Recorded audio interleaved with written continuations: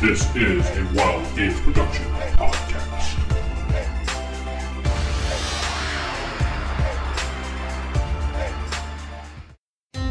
You remember. Roll your stealth roll? Game books, pencils, pizza, cheese puffs, and a hell of a lot of dice. And the dragon woke up. Roll for Initiative. This is the Roll for Initiative podcast, where 1E is the place to be.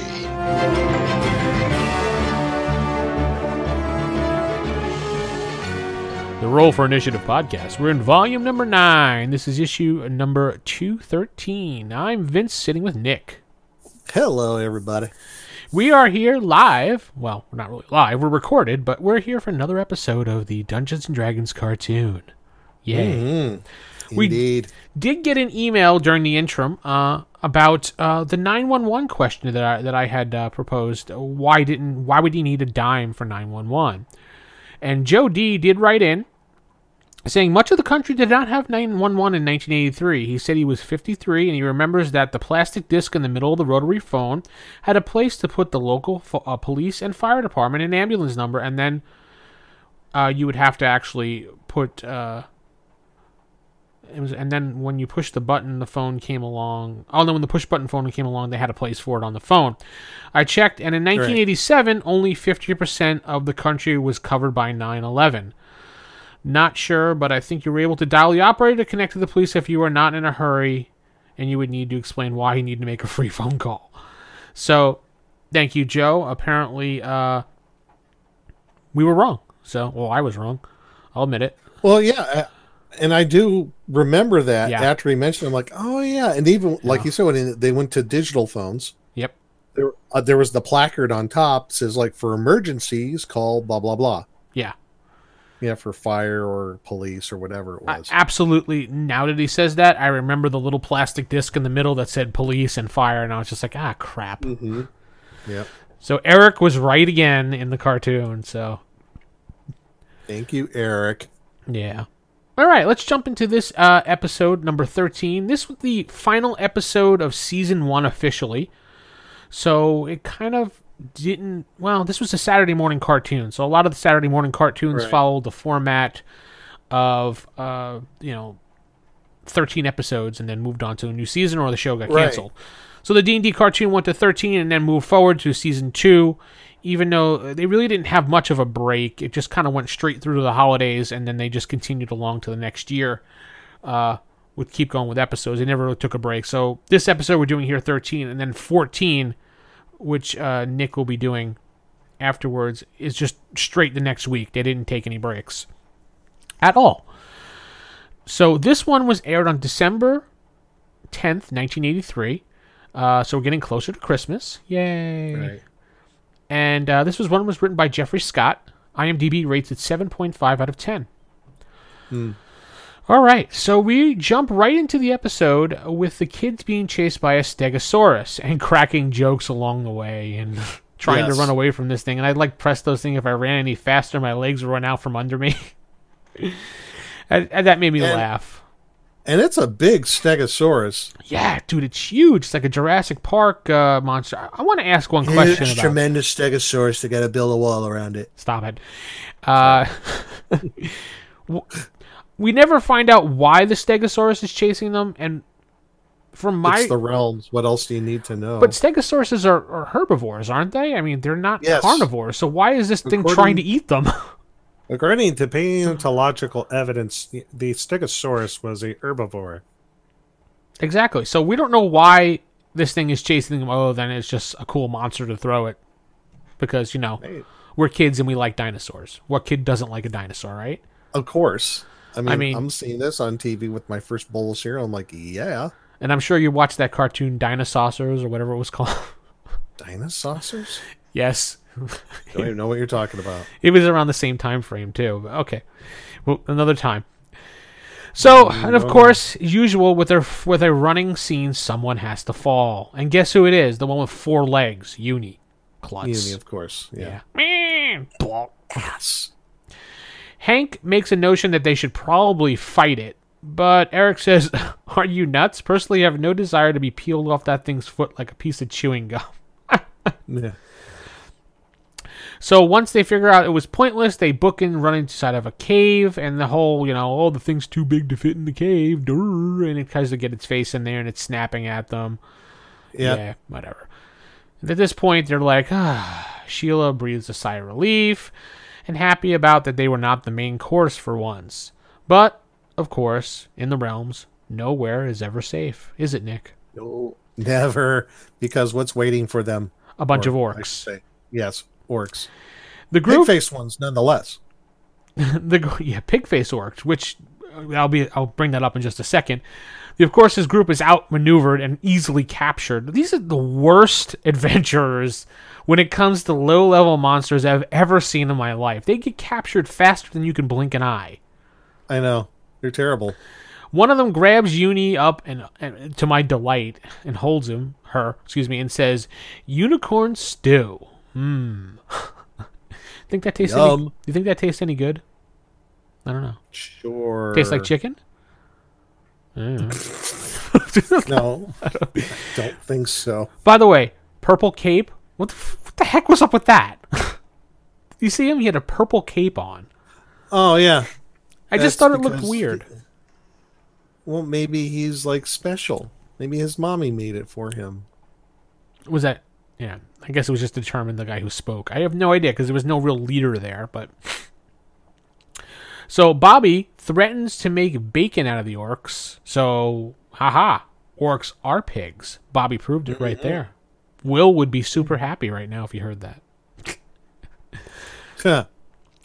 Then the orcs start to threaten to put the kids in a lava pit, which I didn't even notice was there at the beginning, but I guess they wrote it in. And I don't know. Yes. Suddenly a wild lava pit appears. Yeah, I was just like, ooh. And Presto is the only one who's not captured, which I don't understand how, but I guess being the magic user, he probably was just hiding in the back, and usually maybe they knew it's Presto. He's like, he's mostly harmless, so... After some debating and going back and forth, Presto decides magic time. Pulls off his hat and he says, "Hocus delirium, pocus infernium, send me a spell to get us out of herium." And tiny tubes of wind or whatever come out of his hat, and it hits the ground and starts to grow. And the orc that's standing in front of him is like, "Rrr?" And he just like kind of runs. And it like turns into a tornado. Yeah, I was thinking it was an air elemental at first, but obviously it was just a tornado. Whatever. Mm-hmm. The party starts backing into the corner, in which Hank tells Presto, "Turn it off!" Just look like he could do anything, right? Yeah, it's Presto. Yeah. The tornado, I was calling it a tornado elemental at this point, covers the entire party. After a few minutes, it dissipates, and all we see is Presto and Uni left, and me going, this means... Did it work or did it not work? Because the orcs disappeared, but I guess it didn't work. Well, for the plot of the cartoon, it worked because of what he has to go through. So yeah, it worked. We'll give him a credit for that one. All right. The count is now officially up to 20. And as Presto's looking around, wondering what's going on, he noticed that the group is missing, and Uni is wearing his hat. Yeah, that's dangerous. Well, as we see later on, apparently Uni knows how to use the hat better than he does. Which is like the dumbest thing ever in this episode. I know. If not the whole series. Well, yeah, you're probably right. We'll get to that in a moment. Presto gets all depressed, thinking he probably sent his friends home. I guess maybe he was thinking of a Wizard of Oz reference there at that point because of the tornado. Maybe. I don't know. That's what I was thinking when he was kind of depressed, going, "Oh, maybe they got sent home." Oh. Mm-hmm. Uni just saying, I'm like, great. It's going to be him talking to the stupid unicorn. Anyway, we cut to now the storm, or the tornado, fading away, and the group standing in the forest. Eric cowering behind his shield. Of course. Yeah. And Eric Bobby... being Eric. Yeah, Eric being Eric at this point. And Bobby says, "Hey, the orcs are gone," with Hank saying, "The orcs aren't gone, we are." Genius.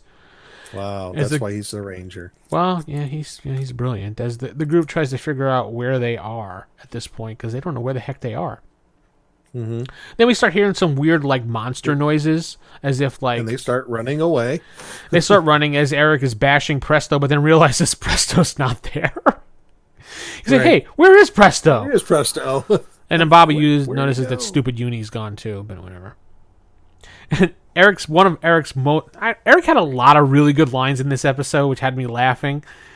But his was, Presto must be taking disappearing lessons from Dungeon Master again. I'm just like, Yeah. The weird noise happens again, and you see like the bushes move back and forth. Like it kind of looked like a scene from Lost with the smoke monster about to come out. I don't know if you've seen Lost. Yes. Okay. Yeah. No. Okay. The group runs and hits a wall. Yep. Literally. A wall. Did you notice that when they hit the wall, that it actually looked like an invisible brick wall at first? Or did you not notice? It was like a real quick split if that was like, I think that's what's outside of there, because you see what's outside. Right. That's a different wall, I think. The group deduces it's probably a spell, or Hank says it's a force field. A force field. And Eric blames Presto. Because that's what Eric does. It's funny. Cut back to the cave where we see Presto and Uni leaving, and then DM shows up as Presto pretty much trips over Uni and falls over Uni like an idiot, saying, "What have I done?" And the DM says, and this is such a line of twiddle. Yeah, this is such a line of bullcrap that it's just even he realizes it. But he says, "Your spell was a good one, but you put too much twiddle on it." In which, there's a lot of ways you could take that. Yeah. And I'm not going to go there. In which he tells Presto he zapped the group off to a faraway land where there's enormous danger. And I said to myself, so he just zapped them across the friggin' forest. They're always in enormous danger. They're always in danger, so... Okay. Then Presto asked how he can twiddle them back. Because at this point, he's just like, dude, you're BSing me with this crap. This is bad use of the word twiddle in this case. Yeah, wait till it gets further on than that bad usage. I'm surprised got past the censors. But anyway. Yeah. DM says, well, only by climbing to new heights of courage can you help your companions. It's quest time. Yay! Yay! He says you can do that by meeting 3 strangers and lose something very important to you. So I was sitting there thinking, what's really that important to Presto at this point? His glasses? His hat? Uni? Probably not. No. His friends? Okay. The hat, the glasses, and his friends are probably the most important thing because he's very loyal to his friends. Except for the time when he was going to leave them to be Merlin's assistant. Apprentice to Merlin. Yeah, that was the only time he wasn't loyal, but whatever. But as Presto is debating on what to do, he looks up, looks down, the Dungeon Master's gone. Because that's what DM does. Because DM's a dick. We've already decided that. Yes. We now cut back to the kids being attacked by the creature that, if you notice, is from the Servant of Evil episode that we never figured out what it was. I thought it was a Zill because it looks almost exactly like one, but I don't know. Because it's called something else here. Yeah, we'll get to that in a second. But yeah, it's the same creature from that episode, though. It is. Yeah, it is. I got the impression that this episode is, and right from this point on, in my opinion, it was like last episode of the season. They knew that when they were drawing all this stuff, they were running out of ideas. Oh, yeah, probably. Yeah, last episode of the season, of course. Yeah. Maybe they didn't know they were getting season 2. Who knows? Possibly. But the group flusters around a bit, wondering what to do, until Diana makes mention of the wall being like glass. Hank says, wait, if it feels like glass, it might be glass. I love how he says it, too. Bobby then... he's a blonde. Yeah. Bobby then slams his club into the wall, shattering it. The group jumps out of the hole in the wall onto a table where everything is really giant. Are we starting to see something coming together here? Yeah, that's where I said somebody, saw a fairy tale book on the table at the animation studio and says, okay, we need ideas. Ooh, pick from that. Yeah. And then as they're running away because they hear a noise because of the creatures coming after them, they run, and Eric trips over a giant fork. And this is where it gets so funny that I couldn't stop laughing. Yeah, and says, what type of jerk? There's a giant fork laying around. And Diana points up and says, a giant jerk, Eric, look. And the camera cuts to this big hairy giant who says, yeah, a giant jerk who eats little jerks like you for breakfast, Eric. I love the giant because he sounds like he's from New York. I know. What's with the bad New York Hey. accents of these? Later on, the guy in the inn is like a New York or Brooklyn guy too. I'm like, what the hell? Yeah. Each guy like you, Eric. The the giant captures the group, and then basically this exchange is so stupid that it made me laugh. He puts them in his one hand, and Eric goes, "Ow, watch out, you big dope!" And the giant comes back with, "You sure have a big mouth for someone with a small head." And then Eric comes back with, "Well, yeah, you sure have a small brain for such a giant head." Yeah. I'm like, the balls on Eric, man. He's really showed a pair this episode. Yeah. And even Diana was like, whoa, looking at him like dude. And then Hank does what Hank does best, shoot first, ask questions later. Right. But he, like, completely misses the giant. The giant's, like, what? 60 feet, not even in front of him, and the arrow goes directly over the guy's head? They're in his hand. You know, they're all in his hand. It's like, You can't miss. Warning shot? Nah, I don't know. Diana says, well, you tried. Then the giant mentions something about the group saying, well, you know, you probably just want to steal my golden egg. And then Eric, who says, eggs schmegs. We don't want your eggs. We don't even want your chicken. We just want to get out of here. The giant then screams at them to shut up. And he says, besides, I don't even have a chicken. Just a slime beast here named Willie. And then we see that creature Here's a again. nice slime beast named Willie. Yeah. I'm going to give him to you. Willie. Willie. So, still, I don't know what creature this is, but I think it was just made up for this episode and the previous episode, and they were just like, we have this art already. I know. To me, it looked like the Zill from Fiend Folio, but it's a slime beast named Willie.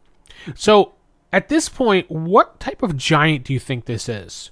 Without referencing the rest of the episode, which we know ahead of time because we already watched it.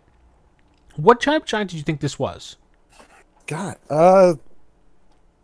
definitely not a hill giant. No. No. You know, if I was to make a guess, again, I got to go to the Fiend Folio. Maybe he's a mountain giant. Yeah, I was thinking that because he was really hairy, like beyond hairy, and I was just like, incredibly tall. Yeah. But we find out later on he's a cloud giant, so I don't know. We do? Well, we don't officially find it out, but we can assume since he's up in the clouds, he's a cloud Oh. giant. Yeah? No? Yeah, but well, I didn't really catch that as You didn't I don't know. I put that together when they climbed the whole tree thing. I guess he could be. I mean, logically he would be a cloud giant, wouldn't he? I don't know. But it's like way off proportion what a cloud giant could be. I mean, it's obviously. I mean, I'm sure we're splitting hairs here, but what? Well, So how tall is my giant? We'll go on. So then the giant shows the little slime beast on his hand like a bird, and Sheila's mumbles, that's his parakeet. I'd like to see his dog. But the giant's like, you know what? Let's play a game. We'll call hide and eat. It's simple. You all go hide, and Willie will come find you. And Eric's like, oh, that's not so bad. That's not bad. If Willie finds you, he gets to eat you.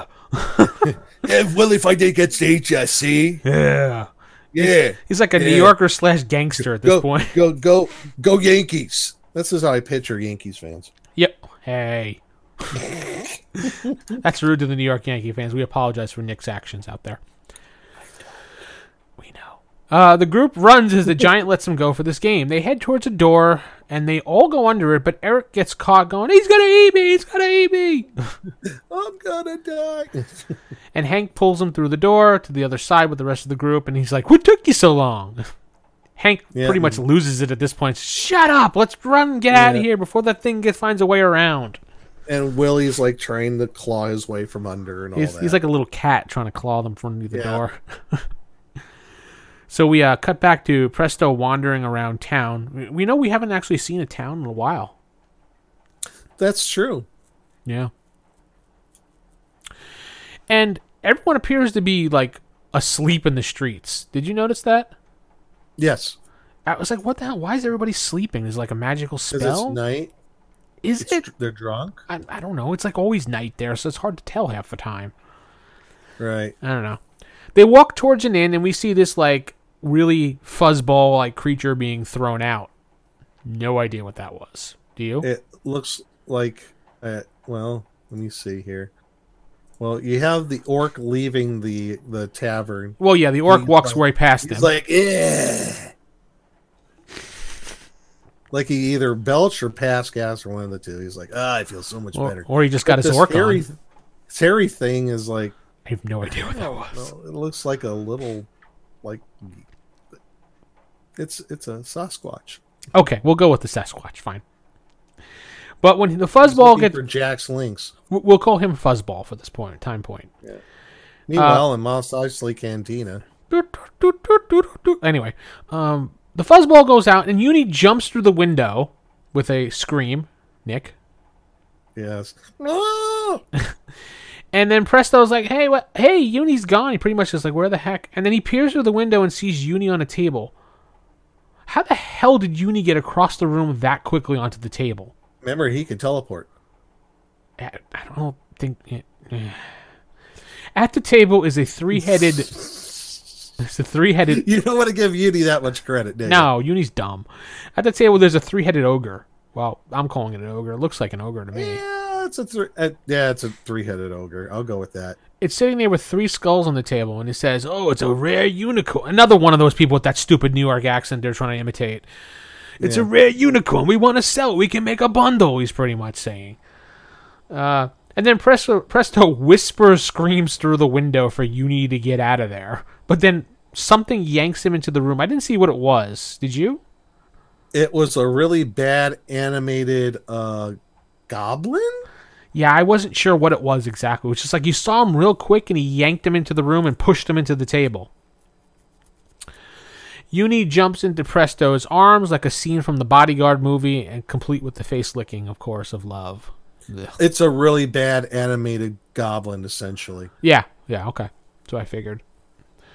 The ogre says, is this your unicorn? And he says, yeah, why? The ogre offers up to make him a trade, says, I will give you these 3 marbles for the unicorn. Not magic marbles for the unicorn. Are we starting to see anything more here that's related to a certain fairy tale yet? Yeah, we will here. Yeah. Real shortly. Real short. You notice the ogre also has claws for one hand? Yeah. Or like metal. He lost his original hand, and it's got like a gauntlet claw thing on it. If that's a gauntlet, he has some real thin fingers going on there. But yeah, I'm going to go with his claw hook or whatever it is. Yeah. Presto's like, no way! And Uni's like, yeah, no way! Yeah. Yeah. It's not the clearest we've heard Uni say anything. Then the ogre's like, fine, we'll play this skull game. Which is basically that old New York street corner con man game when you find the ball under the cup. Except it's find the ball in the skull. If you win, you keep your money and double it. If you lose your bet, and he runs away. Because he cheated. Because he basically thumbed the ball. I'm sure you've seen that stupid game. Anyway, Presto, kind of agrees, but then he's like, what's at stake? And he's like, Presto, if he wins, he gets the marbles. If the ogre wins, he gets Uni. And Presto's like, no way! The ogre gets pissed and jumps up at his seat and says, what did you say? And Presto cowardly backs down and says, I said, let's get to it. Chicken. Even Uni's like, damn, dude, you sold me out. So they pick up a skull, they place the ball into the skull, and they mix it around quicker, I don't know, as fast as possible. Presto's like, die. As fast as animation can make it. Yeah, pretty much they just drew a bunch of skulls together. And it made it look like it was moving around. But Presto guesses it's the head on the right. But it's wrong. Yeah. Or the skull on the right. That's right, yeah. He says it's the skull on the right. The guy's like, nope. It's in the head to the right. And he looks at it and he's like, hey, you guys cheated. There's nothing in here. And the ogre says, who said anything about the skull? I said it's in the head on the right.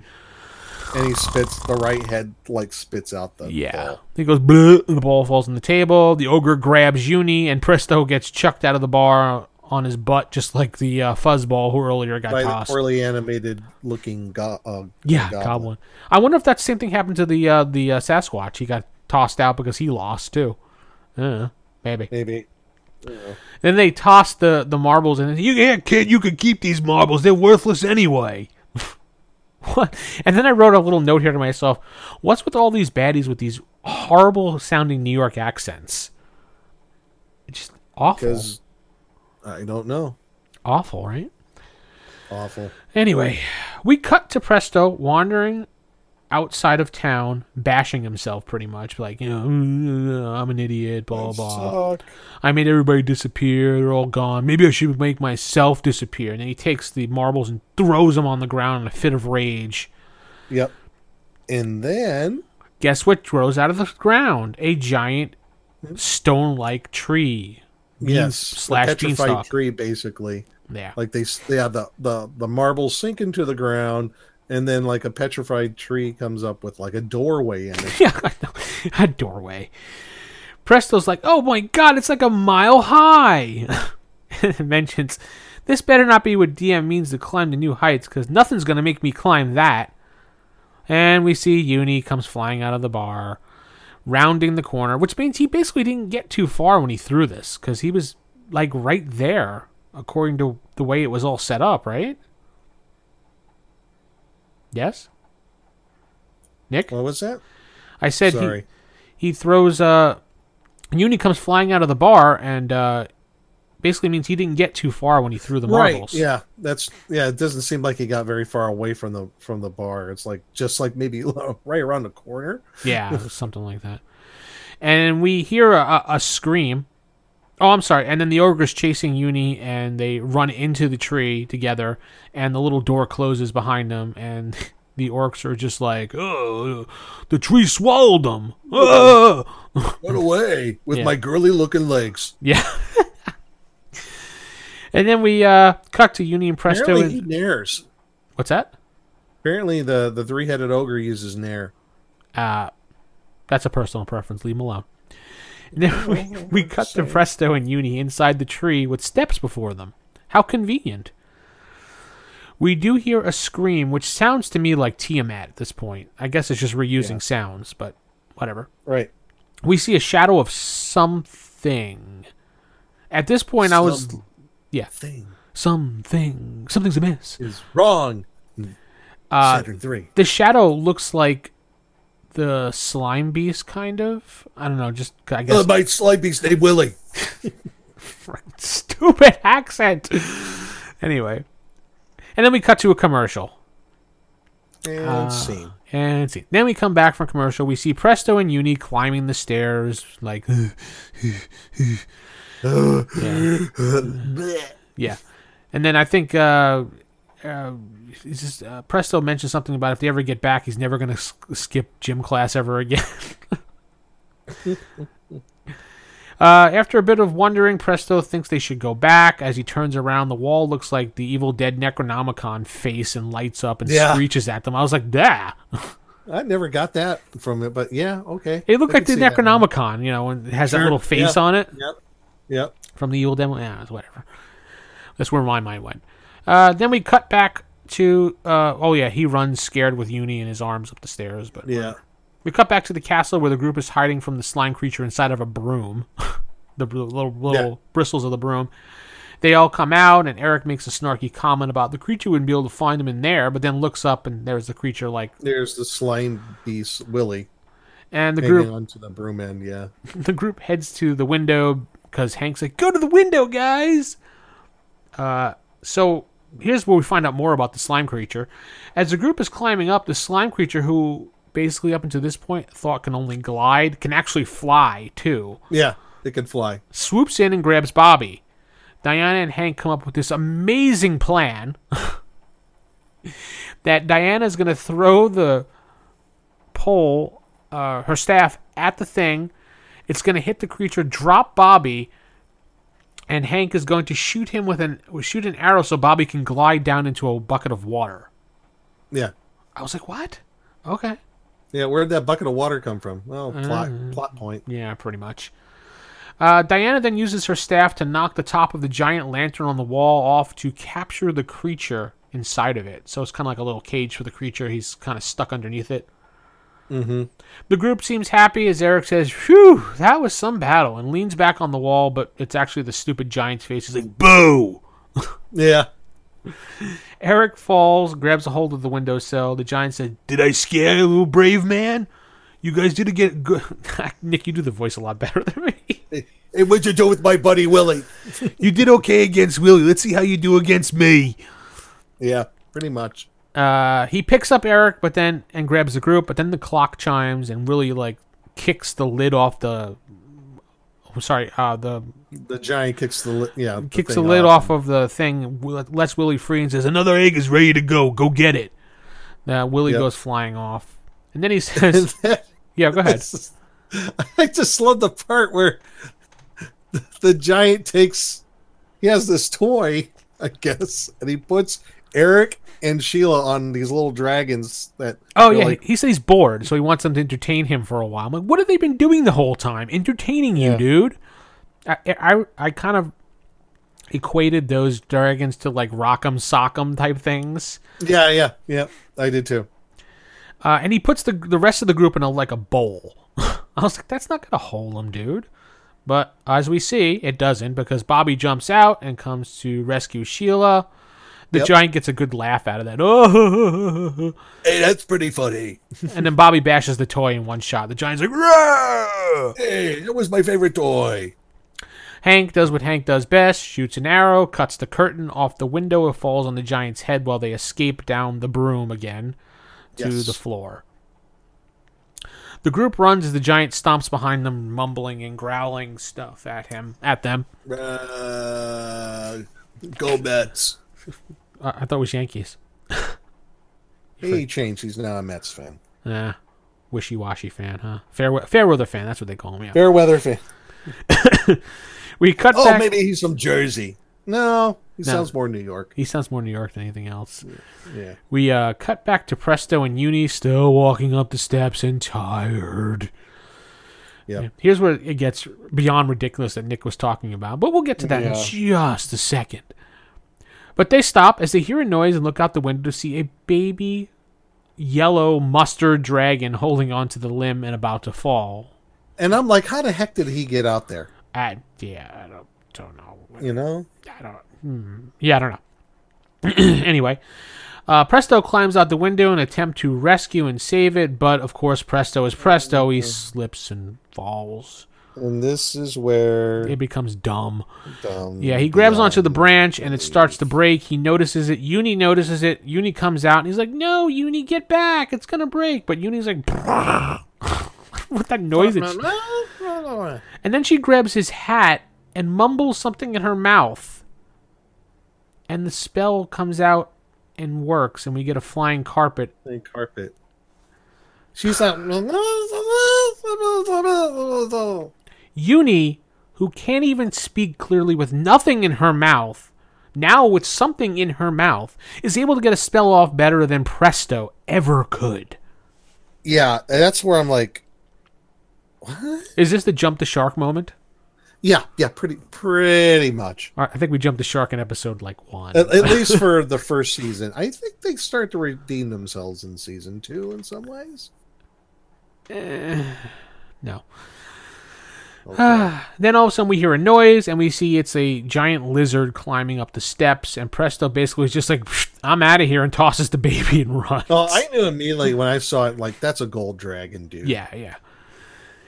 He basically just tosses the baby on its butt and he's like, "I'm out of here. Have mama." The dragon breathes fire up the steps as they run. Even if it is a gold dragon, the dragon's responding appropriately at this point because, hey, of course, you took my baby. Leave my child alone. Yeah.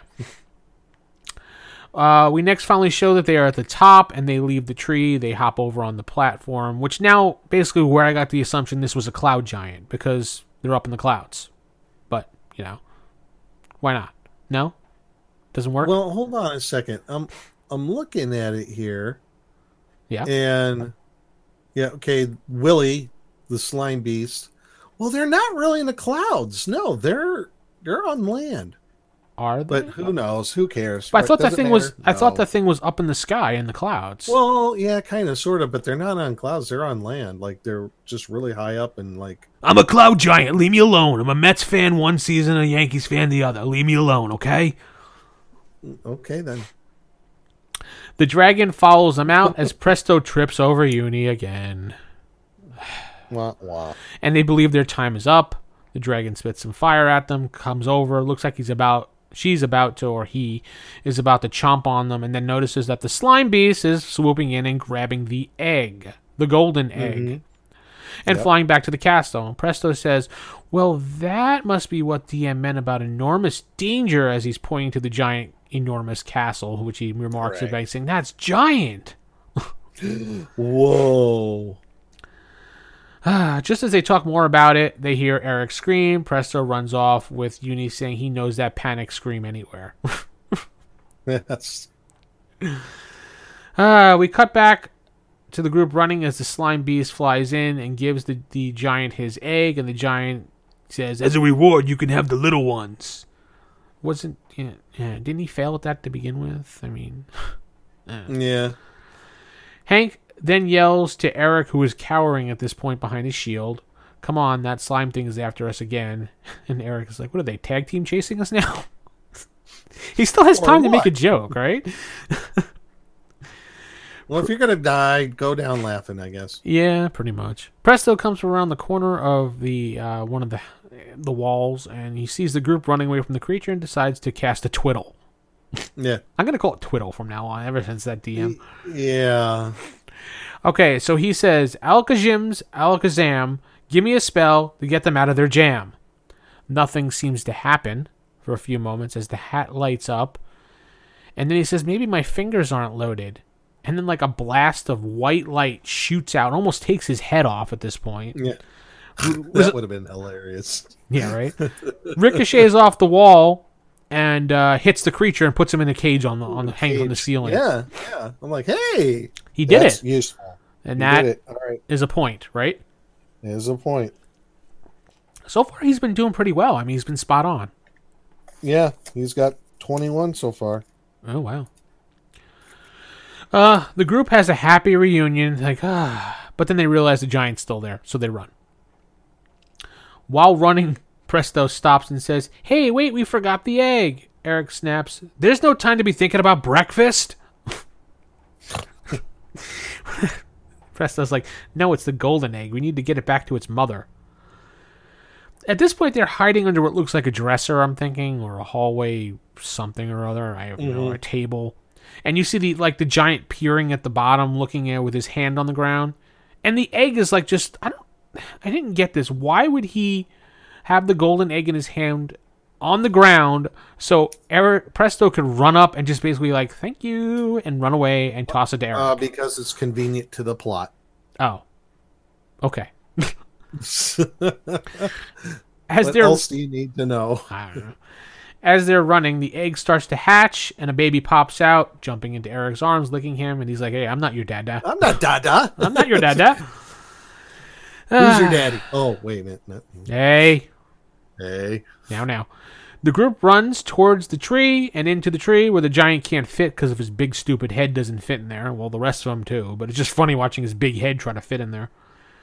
And then we see the mama dragon show up. And the group jumps on guard, but the mother grabs Eric and the baby and starts licking the baby and then gives Eric a big old kiss. And the group's like, hey, wait, she's friendly. She didn't need anybody. Yeah, it's a gold dragon. Duh, if you read your Monster Manual, you'd know that. Exactly. The group, they don't have, never mind. The group runs to the bottom and then realizes there's no way out. So Bobby does what Bobby does best, which is... bash a way through. Yeah. Bobby smash. They get out. Yeah, the group's version of the Hulk. Yeah. Or the Thing, you mean. That too. Yeah. The group comes out and they see the giant climbing down. I'm going to get you guys. Hey, you come back here with my friend Willie. Yeah.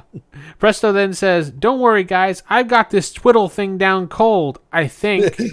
And Hank's like, watch out. No! They all plead to him to stop, And they're like, no, no, no. And he's just like, and this is why I was really surprised that the censors allowed this because of the way it was worded.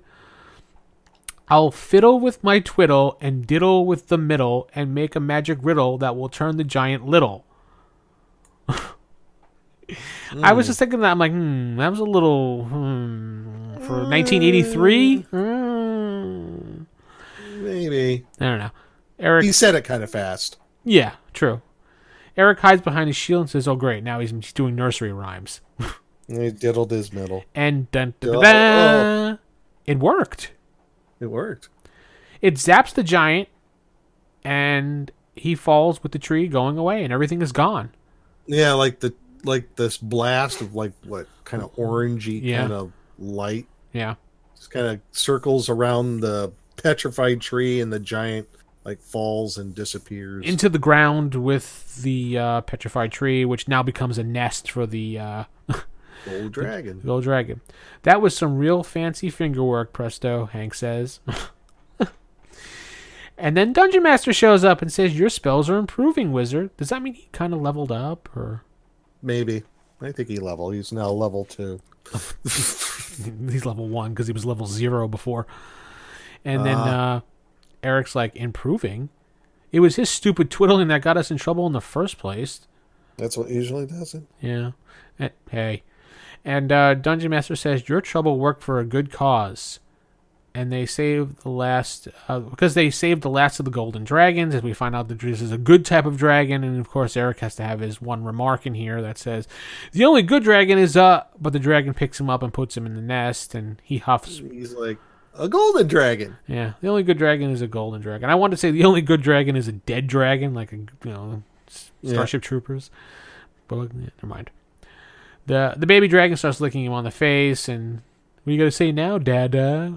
Yeah, that's what Hank says. Everybody and big chuckle, ha ha. The traditional 80s cartoon laugh at the end, because you'd notice every cartoon in the 80s always laugh with them laughing or smiling. Yes, this ha ha ha ha. Wasn't that funny, old friend? Ha ha ha. Yeah, the creepy laughs with their shoulders going up and down. Side note, second episode, no Avenger. Yeah. At all. None. Niente. So what'd you think? I'm kind of... This episode... is mad. Like I said, this felt like, we're getting the end of season 1 here. We need to think of something. Yeah. It seemed kind of rushed. Yeah. It wasn't much of a plot. They borrowed from Grimm's Fairy Tales, Jack and the Giant Beanstalk. But we've seen that trope used before in D&D, have we not? Something very similar? Yeah, I believe so. Yeah. Land Beyond the Magic Mirror, Dungeon Land, which is Alice in Wonderland, basically, converted to D&D. So I guess something that's similar, right? Yeah. How would we use this? I couldn't even honestly think of how to start to use this as an adventure other than maybe start some rumors about gold dragons going extinct, and you had to go maybe this giant is holding the last one captive, and you have to rescue him, but you have to figure out how to get to him because he's up in the sky, things like that. Yeah, I wouldn't even use the whole marbles thing. You really can't. Yeah, I was kind of dependent on Presto being dumb, so. Yeah. But, I mean, the whole idea of, using a fairy tale as an actual D&D adventure, I mean, yeah, you could do it. I mean, yeah, like I mentioned, those 2 modules, the Dungeon Land and Land Beyond the Magic Mirror. But I guess you could kind of do something similar with Jack and the Giant Beanstalk, or... Yeah, I don't really know how you would get the players involved with this whole thing. I mean... I don't know. I guess the whole premise, like you said, maybe there was, the good dragons are all gone, except maybe there's, like you said, there's a rumor that there's a gold dragon left, but it's been captured by the New York Giants? The king of the giants. The New York Giants? There you go. That's why he has a New York accent. He's a New York giant. That's right. Slime monster Willie. Willie. What a stupid name for him. Willie. Willie. That's all I can say. Got a slimy Willie. So that ends season 1 of the Dungeons and Dragons cartoon. Yeah. I would say this was definitely not a 7.5 out of 10 episode. Like Nick said, this felt like a throw together episode that they didn't know what they were doing. Hell, there was no Avenger in it.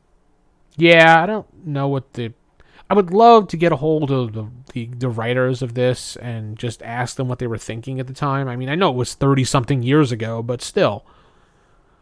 I mean, Buzz, when I talked to Buzz, he was pretty much spot on with his memory of the episode that he did, so they might remember. And Buzz has written, tons of stuff, so.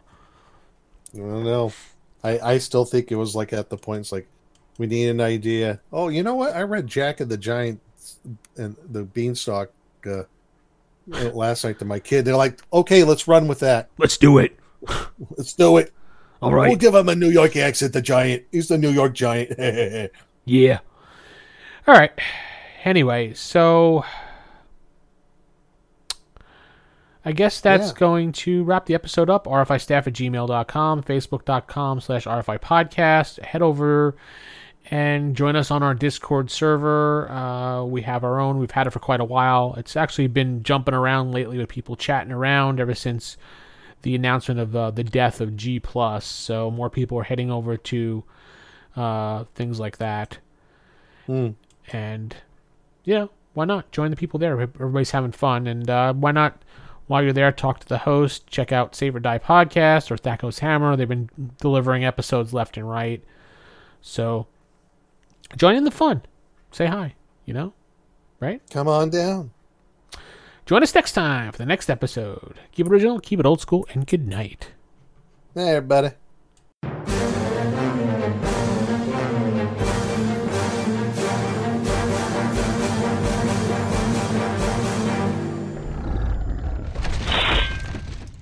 Roll for initiative.